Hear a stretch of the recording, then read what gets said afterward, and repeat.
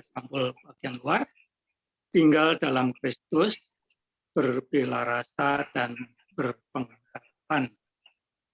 Ini nanti kita akan coba dalami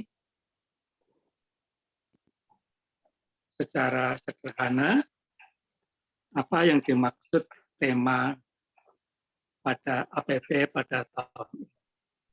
Untuk itu, sebelum kita melanjutkan acara kita, agar kita lebih layak di hadapan Tuhan, maka marilah kita bersama-sama menyatakan diri kita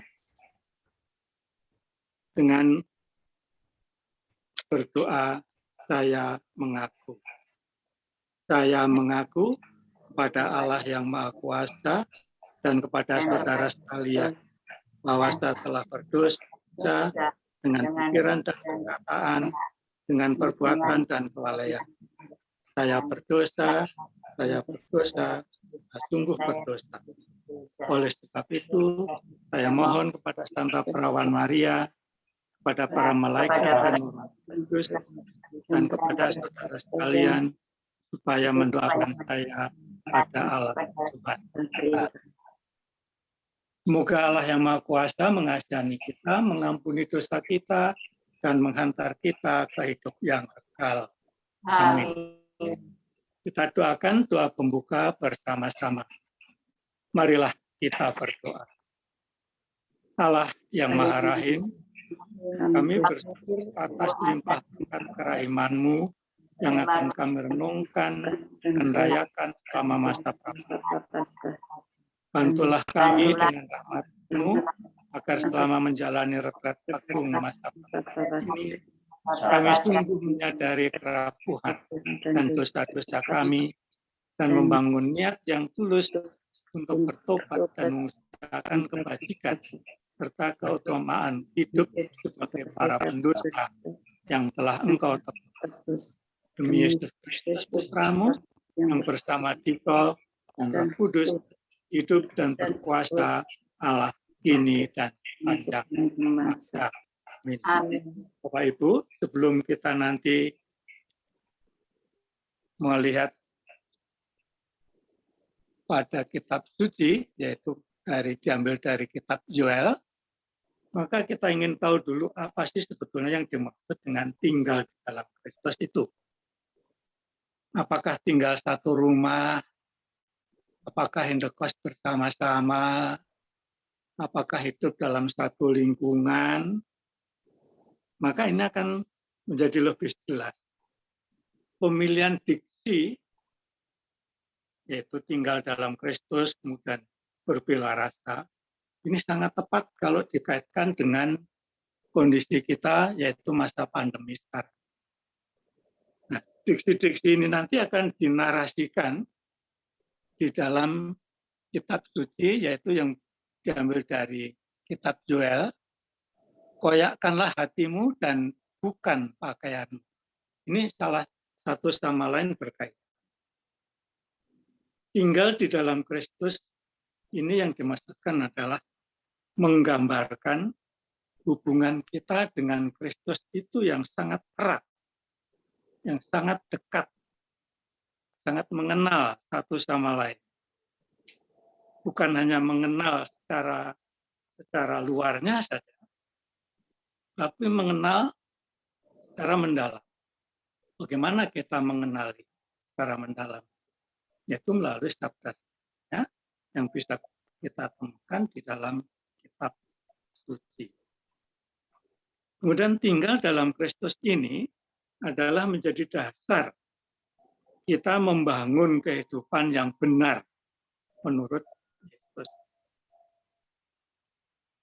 Kemudian yang ketiga adalah tinggal di dalam Kristus itu yang dimaksudkan adalah kita mendengarkan apa sih yang diinginkan oleh Kristus itu, apa sabdanya. Kemudian keresapkan, kita internalkan di dalam hati kita, internalisasi. Dan kemudian mempraktekkan sabda-sabda Yesus itu di dalam kehidupan sehari-hari. Itu secara sederhana kalau digambarkan dengan kalimat sederhana, apa yang dimaksud dengan tinggal di dalam Kristus. Kemudian apa yang diperoleh? Kalau kita tinggal bersama Kristus, pasti akan memperoleh sesuatu yang kita harapkan, yaitu keselamatan abadi. Ya, perjalanan kita itu, perjalanan kita ini, walaupun mengalami hambatan, kadang naik, kadang turun, kadang penuh batu, tetapi kalau kita jalani dan kita tetap bersama-sama dengan Kristus, maka semua akan menjadi lebih ringan. Kita akan sampai pada tujuan kita. Kemudian kata kunci yang kedua adalah berbela rasa. Berbela rasa ini diksi yang sangat tepat kalau dikaitkan dengan kondisi atau situasi kita pada saat ini. Mengapa sangat tepat? Karena situasi pandemi saat ini menyadarkan kita semua betapa rapuhnya kita. Situasi pandemi merubah segala-galanya, mempengaruhi segala aspek kehidupan kita semua.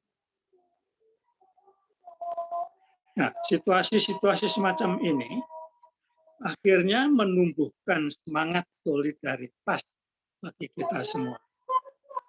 Bagi tetangga, saudara-saudara kita yang sedang mengalami terkena virus.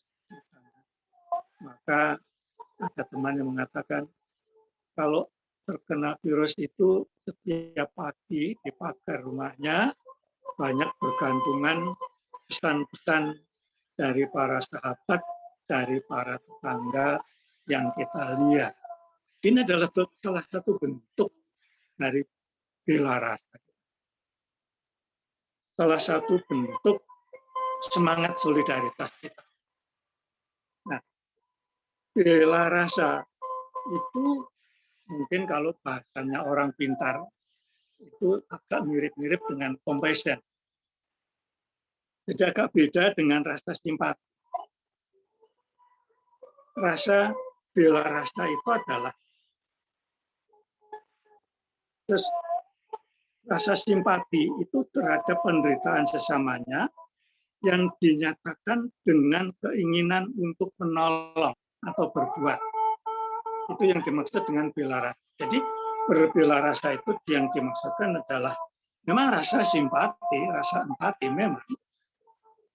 Tetapi rasa simpati itu ada kelanjutannya, yaitu ingin berbuat sesuatu, ingin menolong orang lain yang membutuhkan. Nah, sedangkan simpati itu adalah berhenti, ya sudah. Misalnya sekarang di Ukraina sedang terjadi perang, banyak korban, banyak keluarga yang terpisah. Kita punya rasa simpati dengan mereka. Tetapi kita belum berbuat sesuatu. Makanya kalau kita baca-baca dulu beberapa waktu yang ada front pembela, wah itu pasti dinyatakan dengan satu kegiatan yang eksklusif, tapi tidak ada front pembela gereja, itu tidak ada. Jadi bela rasa itu sekali lagi kalau saya ulangi adalah rasa simpati terhadap penderitaan sesamanya yang dinyatakan dengan keinginan untuk menolong atau dinyatakan dalam sikap konkret, nyata yang bisa dilihat. Nah, makanya di dalam kitab suci itu sering kita baca, tergeraklah hati Yesus oleh belas kasihan. Itu banyak sekali itu. Tapi itu belum berhenti di situ. Ada kaitannya, tergeraklah hati Yesus oleh belas kasihan, maka selalu diikuti dengan tindakan nyata dari Tuhan Yesus sebagai respon.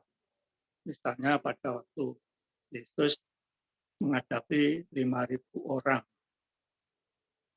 Yesus melihat mereka kekurangan makanan. Maka tergeraklah hati Yesus bertanya kepada murid-muridnya, siapa yang bawa makanan? Nah, itu salah satu contoh konkret apa yang dimaksud dengan bila rasa. Nah, bila rasa ini sebetulnya sudah bisa kita lihat, bisa kita saksikan, bisa kita rasakan di dalam kehidupan kita sehari-hari. Nah, gerakan APP sendiri merupakan salah satu wujud gerakan pertobatan kita selama masa prapaskah ini. Di pertobatan kita itu salah satu wujudnya adalah gerakan aksi puasa pembangunan. Nah, aksi ini yang bermanfaat bagi saudara kita yang menderita dan berkekurangan. Ada beberapa kriteria gerakan pertobatan ini, misalnya dimulai yang paling dekat dengan kita adalah meninggalkan kebiasaan buruk. Saya tidak tahu kebiasaan buruk apa itu yang pernah lihat di dalam diri masing-masing. Kemudian bisa juga dilakukan dengan mati raga. Mati raga itu bukan menyiksa diri kita, bukan menyakiti diri kita, tetapi mengurangi sedikit kenikmatan yang selalu kita dapatkan sedikit untuk dibagikan kepada orang lain, bermati raga. Kemudian pantang dan puasa. Kalau usianya seperti saya ini sudah tidak puasa lagi, tidak pantang lagi. Jadi puasa pantang itu memang lebih banyak ditujukan kepada saudara-saudara kita yang usianya masih di bawah 60. Kalau sudah di atas maka pantang dan puasa itu boleh dilakukan, boleh juga tidak, tetapi bukan untuk menyiksa diri, misalnya berpuasa sampai jatuh sakit, sampai pingsan misalnya. Bukan itu yang dimaksudkan. Pantang dan puasa itu salah satunya adalah mengurangi kebiasaan kegemaran kita sehari-hari misalnya. Kemudian kita mengumpulkan dana, kita kumpulkan selama 40 hari itu, kemudian kita kumpulkan untuk saudara-saudara kita yang berkekurangan. Bapak Ibu, marilah kita sekarang memasuki pada berikutnya, yaitu dengan pembacaan kitab suci. Monggo Pak Arnaga. Matur nuwun Pak Sri. Matur nuwun. Bacaan diambil dari kitab Yoel bab 2 ayat 12 sampai 17. Pada waktu itu Tuhan berfirman, "Tetapi sekarang juga berbaktilah kepadaku dengan segenap hatimu, dengan berpuasa, dengan menangis, dan dengan mengadu. Koyakkanlah hatimu dan jangan pakaianmu. Berbaliklah kepada Tuhan Allahmu, sebab Ia pengasih dan penyayang, panjang sabar dan berlimpah kasih setia, dan Ia menyesal karena hukumannya. Siapa tahu mungkin Ia mau berbalik dan menyesal, dan ditinggalkannya berkat menjadi kurban sajian dan kurban curahan bagi Tuhan Allahmu. Tiuplah sangkakala di Sion, adakanlah puasa yang kudus, maklumkanlah perkumpulan raya, kumpulkanlah bangsa ini, kuduskanlah jemaah, himpunkanlah orang-orang yang tua, anak-anak, bahkan anak-anak yang menyusu. Baiklah pengantin laki-laki keluar dari kamarnya, dan pengantin perempuan dari kamar tidurnya. Baiklah para imam, pelayan-pelayan Tuhan, menangis di antara balai depan dan mezbah, dan berkata, Sayangilah ya Tuhan umat-Mu, dan janganlah biarkan milik-Mu sendiri menjadi celah, sehingga bangsa-bangsa menyindir kepada mereka. Mengapa orang berkata di antara bangsa, di mana Allah mereka? Demikianlah sabda Tuhan. Syukur kepada Allah. Ya, matur nuwun, Pak Arnoko. Bapak Ibu, pertemuan kita yang pertama ini judulnya adalah Koyakkanlah hatimu dan bukan pakaianmu, membangun semangat pertobatan. Apa yang ingin kita capai dari pertemuan pertama? Yang pertama adalah mungkin karena masa Prapaskah ini sudah begitu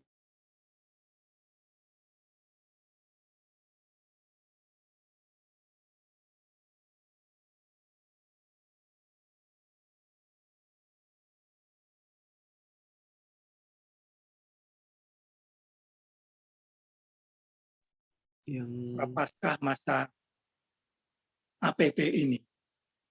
Nah, karena sudah begitu terbiasa, maka kadang-kadang kita itu kehilangan makna, kehilangan arti. Seperti kalau kita doa Bapa kami itu karena sudah begitu hafal, luar kepala, akhirnya ber. Maknanya sudah tidak ada. Padahal kalau itu kita doakan dengan sepenuh hati, kemudian kita resapkan, itu mempunyai arti yang sangat dalam. Doa, karena doa itulah yang diajarkan sendiri oleh Tuhan Yesus pada kita.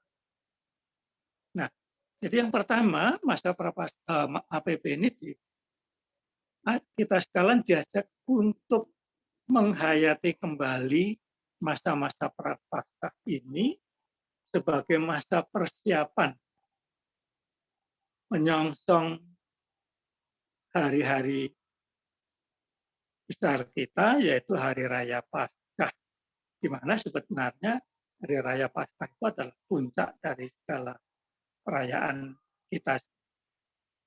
Yang kedua, APP adalah merupakan salah satu wujud usaha menghayati masa Prapaskah ini.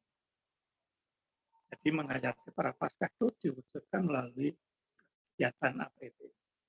Kemudian yang ketiga sebagai persiapan baptisan. Biasanya karena Paskah dan Natal itu ada baptisan, maka sebagai persiapan adanya baptisan dan membina pertobatan kita. Nah, kemudian apa yang dimaksud dengan koyakkanlah hatimu dan bukan pakaian? Bapak Ibu, pakaian yang kita kenakan ini sebenarnya hanya aksesoris keluar. Orang bisa terlihat gagah, bisa terlihat cantik, bisa terlihat anggun, bisa dilihat dari pakaian yang kita kenakan. Orang akan mengatakan, wah itu anggun sekali, cantik sekali, kalau dilihat dari pakaiannya.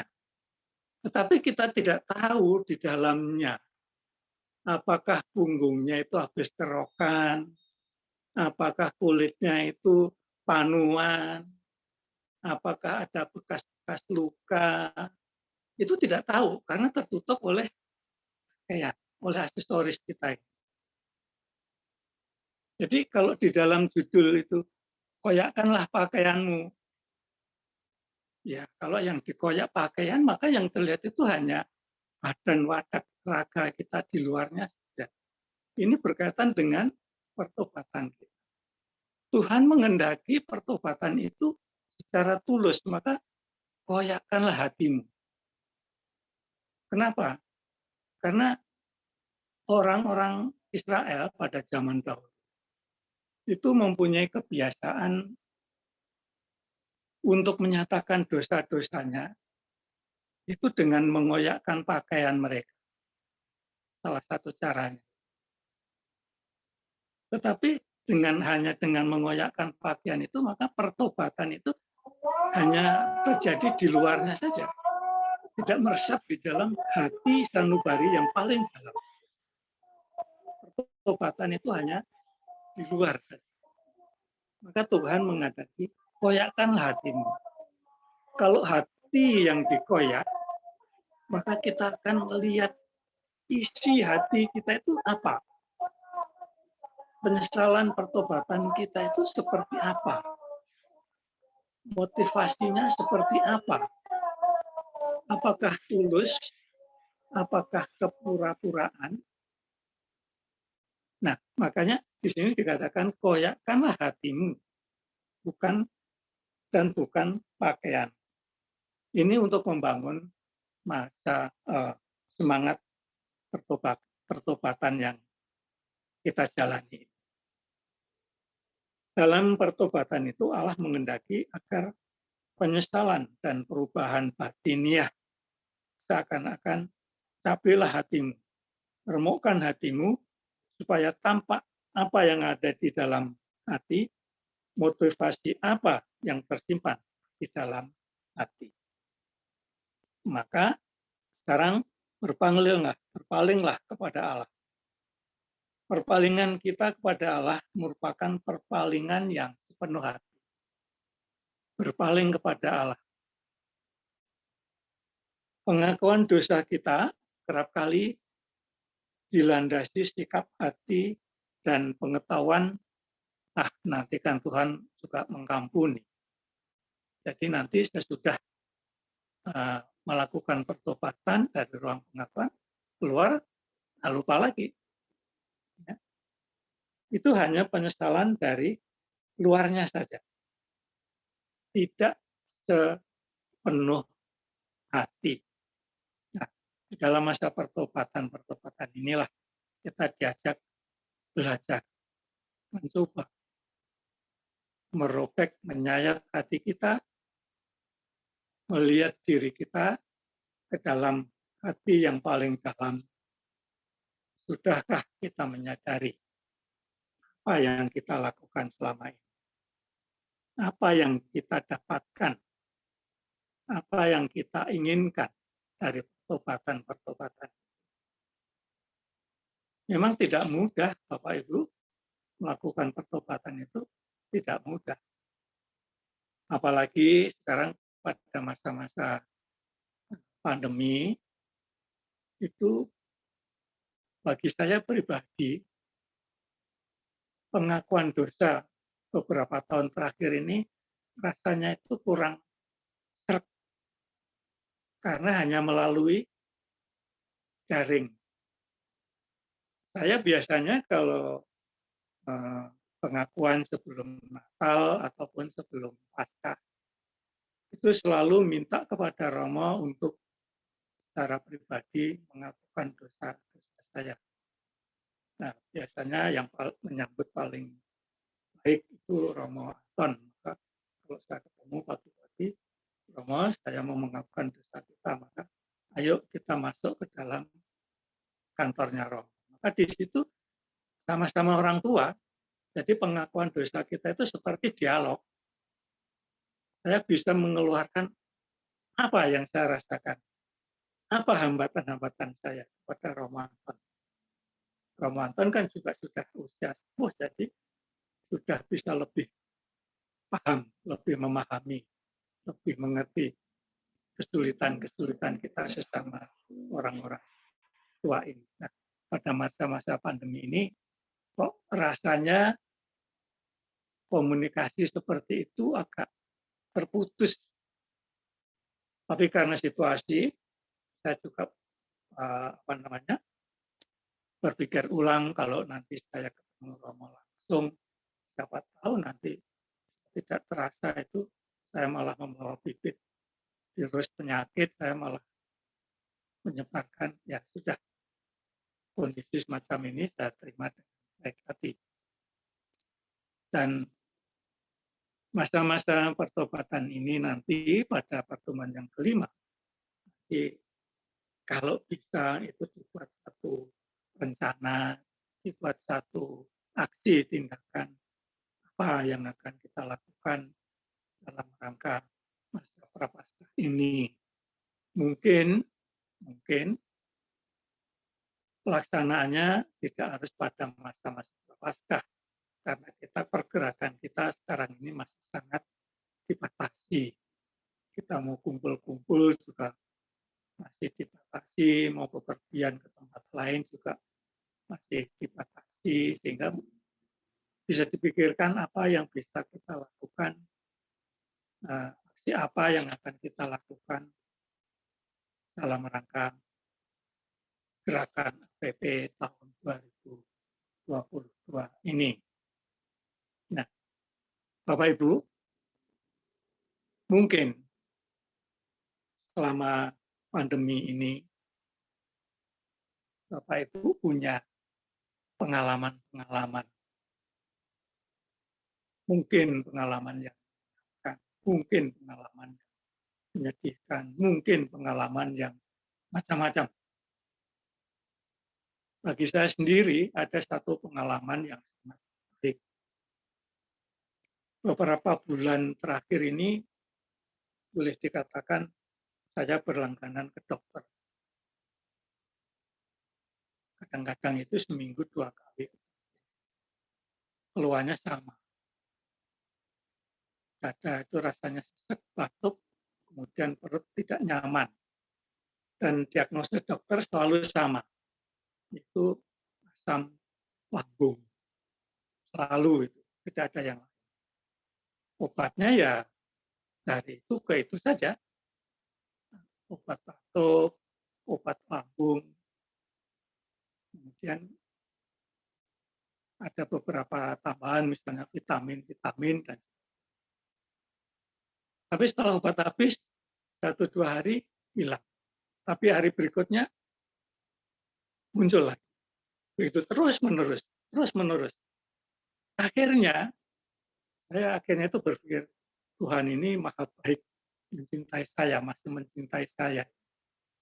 Beberapa minggu yang lalu, teman saya dari Bantul itu ngirim video. Ada 2 video. Yang satu video tentang temannya, pengalaman temannya yang mengalami penderitaan asam lambung. Dan yang video kedua itu dari seorang dokter yang dia menyarankan bagaimana mengatasi asam lambung itu. Ternyata asam lambung itu bukan penyakit. Yang membuat sakit itu diri kita sendiri ternyata. Kenapa? Karena asam lambung itu disebabkan karena pola makan kita dan pola hidup kita yang tidak sehat. Nah, asam lambung itu bisa muncul karena kalau kita stres. Dalam situasi sekarang ini, siapa sih yang tidak stres? Mau keluar ngobrol sama teman nggak bisa, mau kemana-mana nggak bisa. Tapi stres itu bukan hanya karena psikis saja, bisa juga karena fisik. Misalnya, olahraga yang berlebihan. Itu juga menjadikan stres. Dan itu bisa memunculkan asam lambung. Nah, kemudian video yang kedua, dokter itu mengatakan, ini bukan penyakit ini bukan sakit, tapi kita sendiri yang membuat. Nah, kemudian dari video itu saya simpulkan, ternyata asam lambung itu pola makan kita yang tidak baik. Misalnya, minum kopi pada saat perut kosong pagi hari. Itu memicu munculnya asam lambung.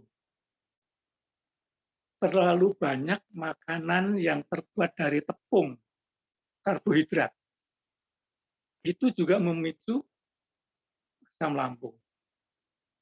Kemudian lagi, sesudah habis makan, kita secara kadang-kadang tidak sadar ya, kita langsung tiduran.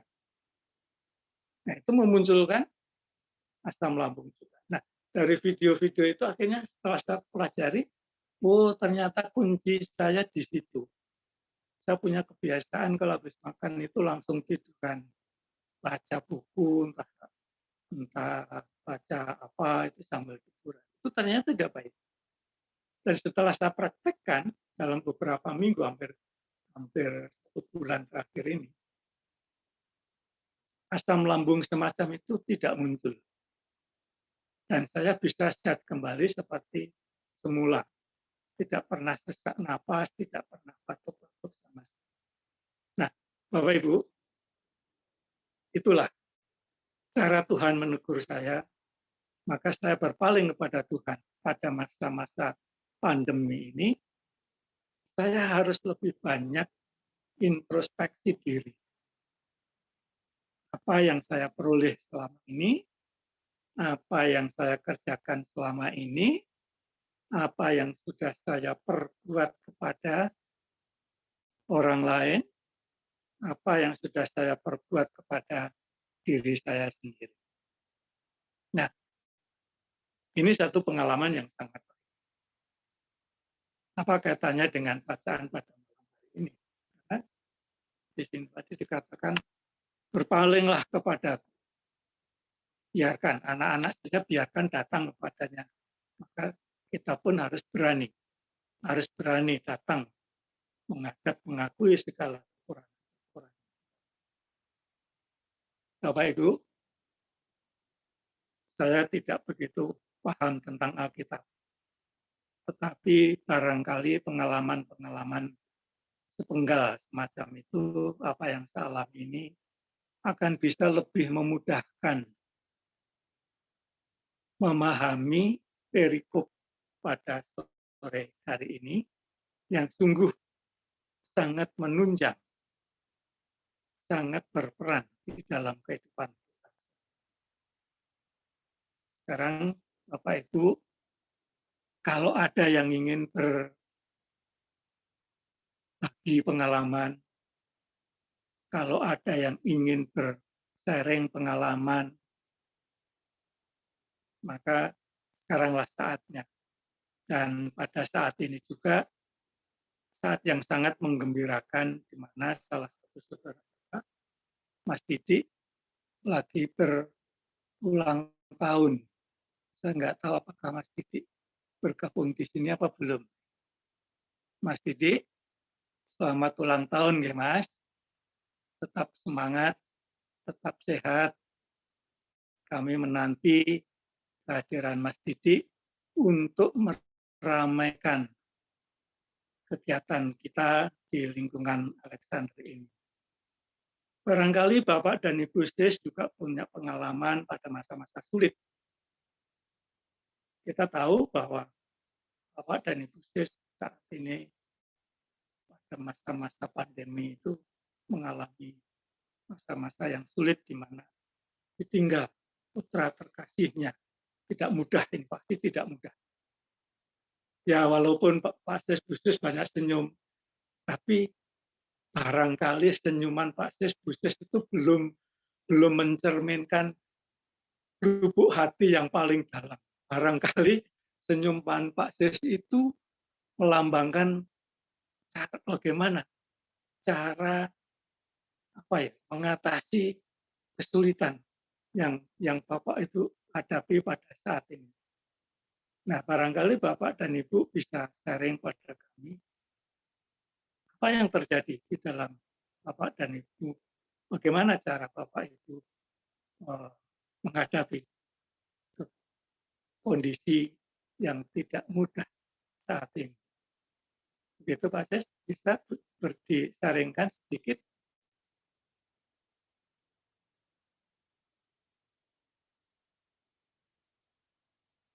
Monggo dianut. Ya. Tadi disampaikan mengenai masalah ya, keluarga saya, keluarga besar, baik itu saya sendiri, istri saya, anak-anak, dan cucu-cucu.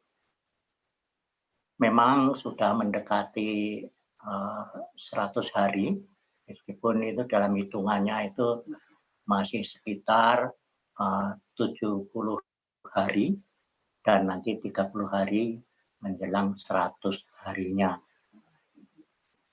Jadi anak saya yang tercinta itu Anastasia Setiawati. Tentu saja kehilangan anak, kehilangan saudara, ataupun kehilangan cucu itu tentu merasa sedih.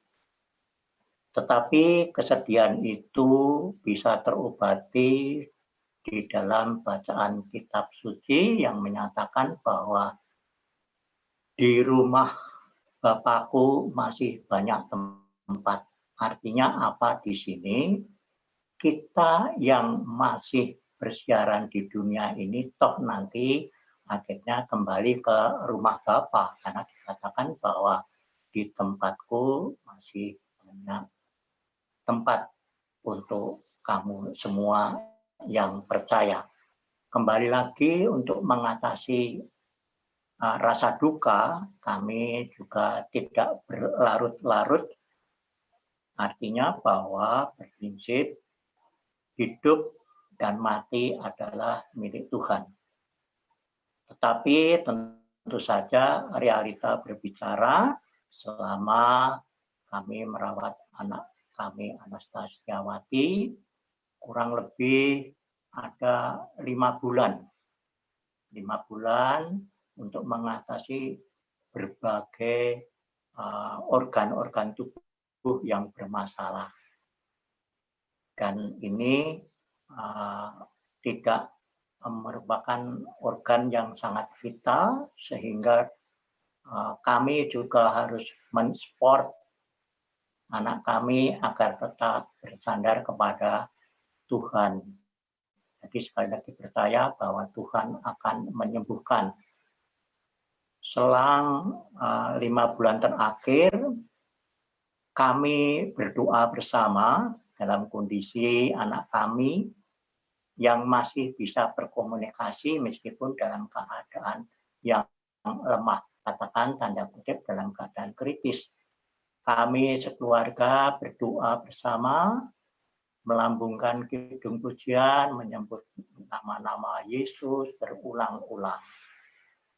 Di dalam menyebut nama-nama Yesus itu, saya memegang urat nadi anak saya, itu sudah lemah. Dalam batin saya, Mbak Wati akan sembuh total. Kemudian terasa tangan mulai dingin dan sebagainya. Tetapi kami tetap berdoa menyebut nama Yesus.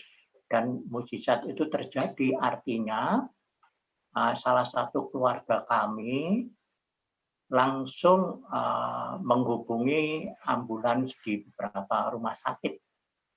Tetapi karena situasinya masih seperti pandemi, agak kesulitan, tapi mukjizat Tuhan terjadi.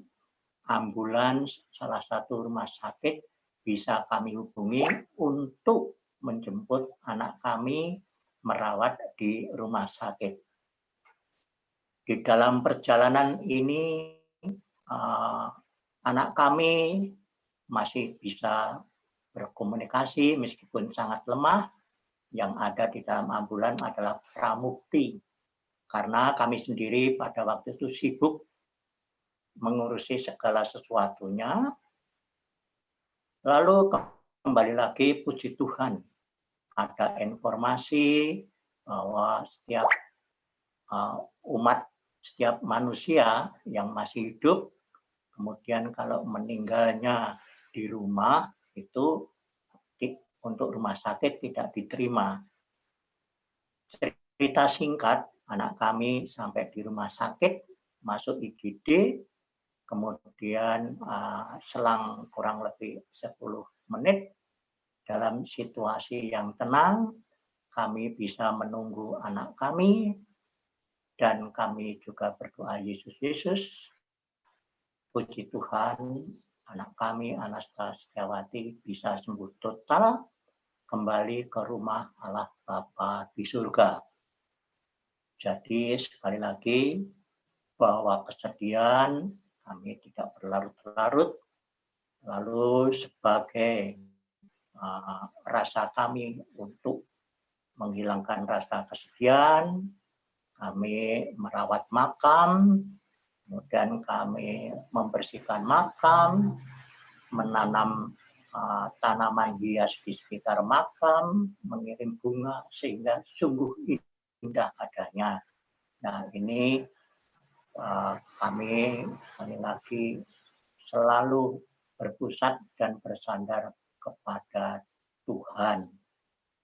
Kemudian saya lanjutkan lagi sharing yang kedua, bagaimanakah aku mengalami Allah yang sungguh mengasihi aku. Jadi di sini karena aku berarti saya menyebutkan saya.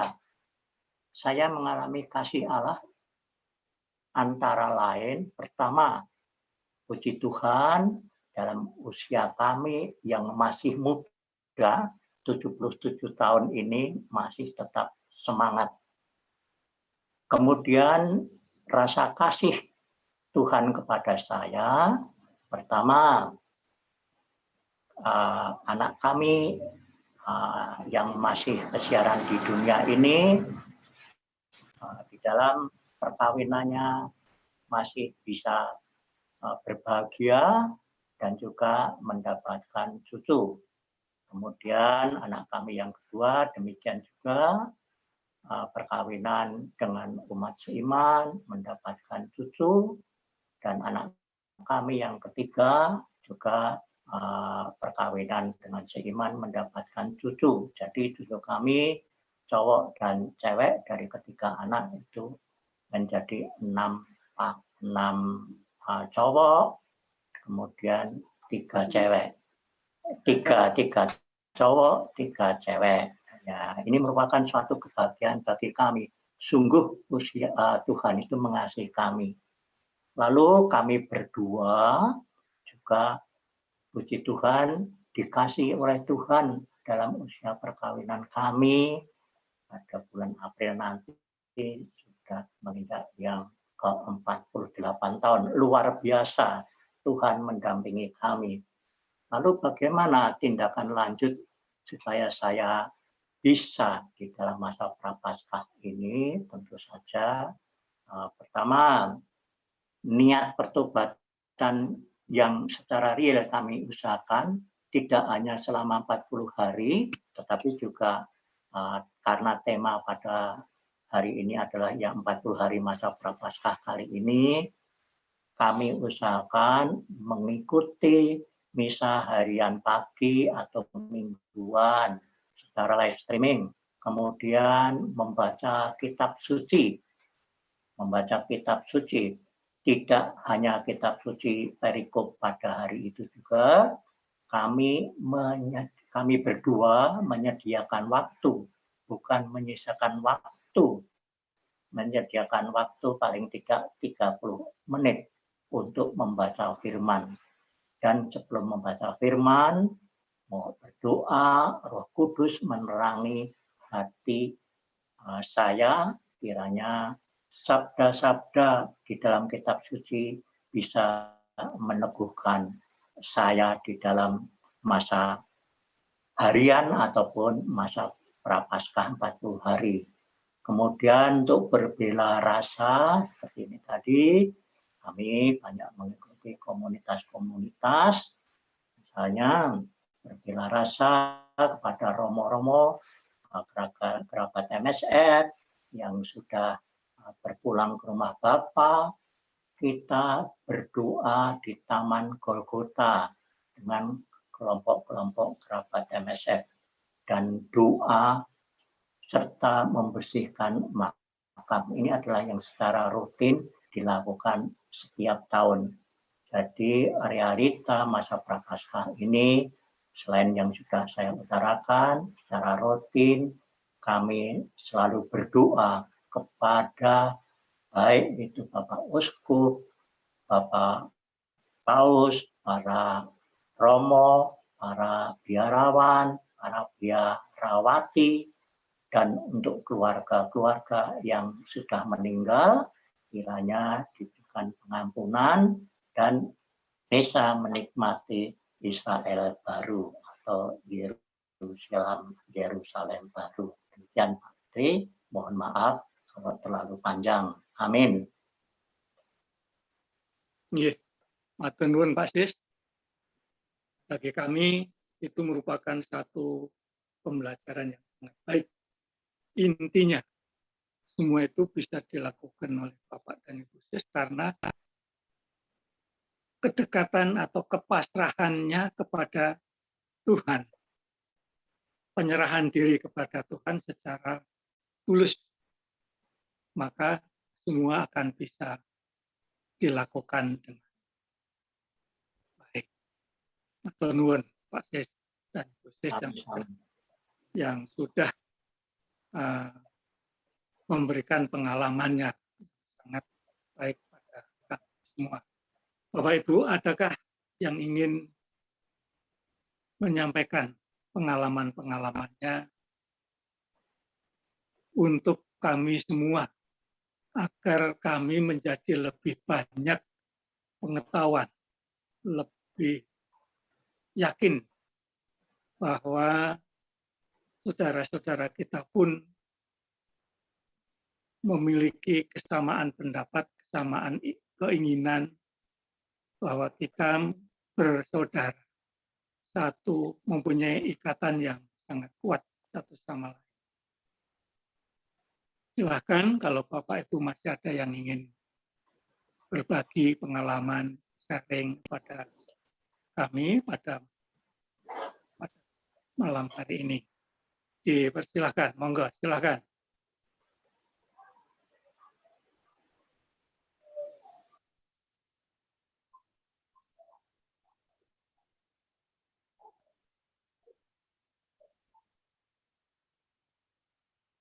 Pak Noko, barangkali ada, Pak? Baik, kalau tidak ada, marilah kita teruskan. Kita menyampaikan doa-doa kita, doa-doa permohonan kita kepada Tuhan. Allah Bapa yang Maha Baik, kami bersyukur pada malam hari ini masih diberi kesempatan untuk berkumpul bersama-sama dengan saudara-saudara kami lingkungan Alexander. Kami bersyukur pula selama ini Engkau masih memberikan anugerah berupa kesehatan yang baik bagi kami semua. Anugerah kesehatan ini sangat bermanfaat, sangat kami nantikan agar kami di dalam masa-masa pandemi ini bisa tetap beraktivitas, bisa tetap bersama-sama dengan saudara-saudara kami semua memuji nama-Mu sepanjang segala masa. Bapa, kami mohon juga berkat-Mu untuk saudara-saudara kami yang pada saat ini sedang terkena virus-virus corona. Semoga mereka segera sembuh, segera sehat kembali, sehingga bisa menjalankan aktivitas keseharian mereka. Kami mohon. Kabulkanlah doa kami ya Tuhan. Silakan Bapak Ibu yang ingin mengajukan doa-doanya.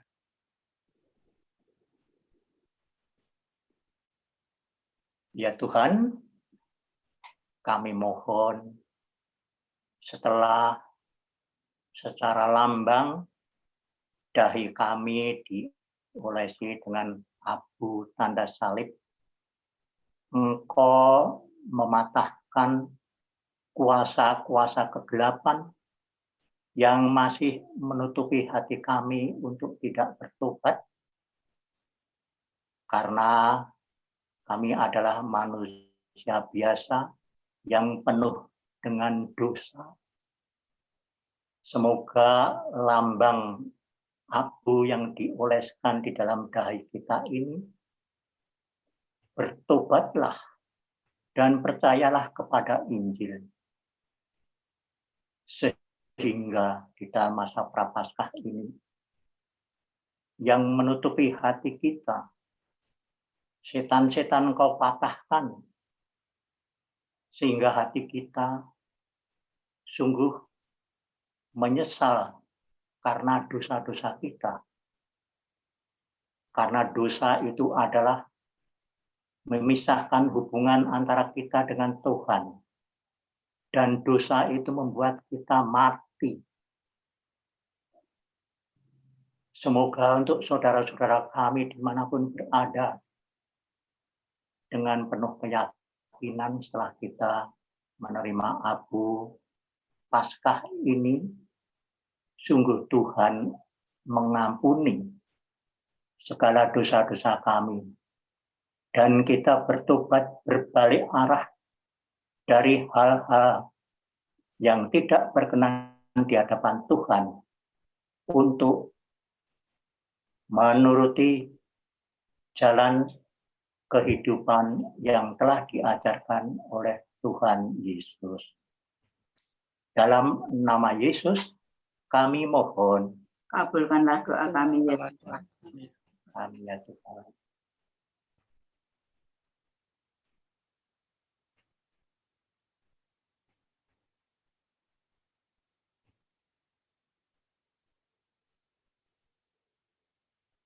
Demikianlah Bapa, doa-doa ini kami panjatkan ke hadirat-Mu.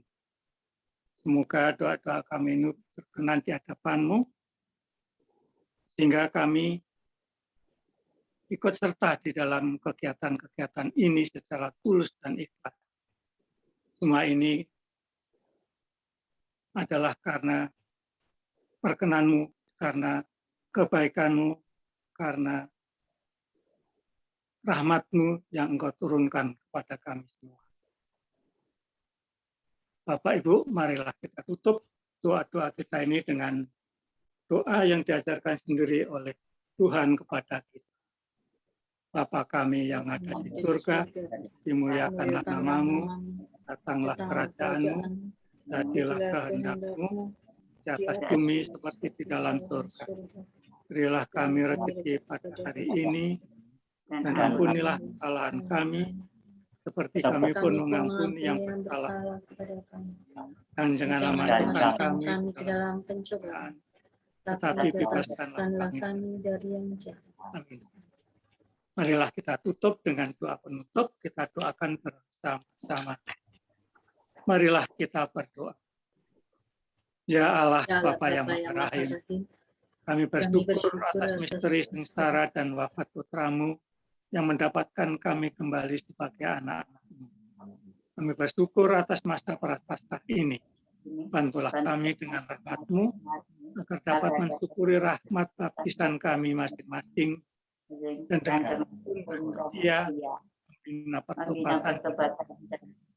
Bantulah kami untuk menyesali segala kerapuhan dan dosa-dosa kami, dan dalam syukur atas limpah kerahiman-Mu, kami bangkit untuk membina keutamaan hidup sebagai para pendusta yang telah kotor. Demi Yesus Kristus Tuhan dan pengantara. Amin. Kita tutup dengan nyanyian penutup. Bapak Ibu, kita akan pujikan Mahda Bakti 370. Kita nyanyikan 2 bait ya Bapak Ibu. Do re mi sol la sol. Kasih 1 2 3. Kasihanilah kami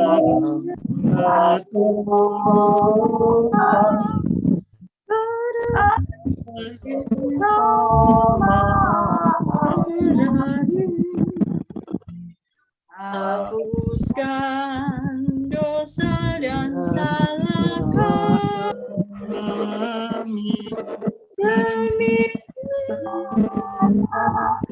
kamu, jadikan hati kami suci dan sanubari pun berseri, agar bersorak-sorai lidah kami mewartakan kasih-Mu. Kami bagaikan anak yang hilang, yang tinggalkan rumah Bapa, padamu kami pulang kembali dengan dan pasrah. Jadikan hati kami suci dan sanyup pun berseri, agar bersorak-sorai pada kami mewartakan kasih-Mu. Dalam nama Bapa dan Putra dan Roh Kudus. Amin. Amin. Nuwun, monggo Mas Bima. Hatur nuwun Pak Sri atas panduannya pada malam hari ini. Terima kasih juga Pak Arnoko, Bu Rosi, sudah membantu. Terima kasih juga Bu Susi, Bu Kartono, Pak Kartono, Bu Sis, Pak Sis, Bu Nardi, Bu Wiwit, Pak Eko, Bu Anita. Terima kasih atas waktunya pada malam hari ini. Semoga kita masih bisa berkumpul minggu depan di pertemuan kedua di waktu dan jam yang sama, masih melalui Zoom. Itu akhir kata saya mengucapkan selamat malam dan selamat istirahat. Sampai bertemu minggu depan. Dalam. Foto. Ampun, sudah saya ambil tadi Pak. Oh, enggak kedengaran ya? Ye. Kung Dalu. Foto mau kedengaran piye Pak Ses? Halo. Sehat. Sehat.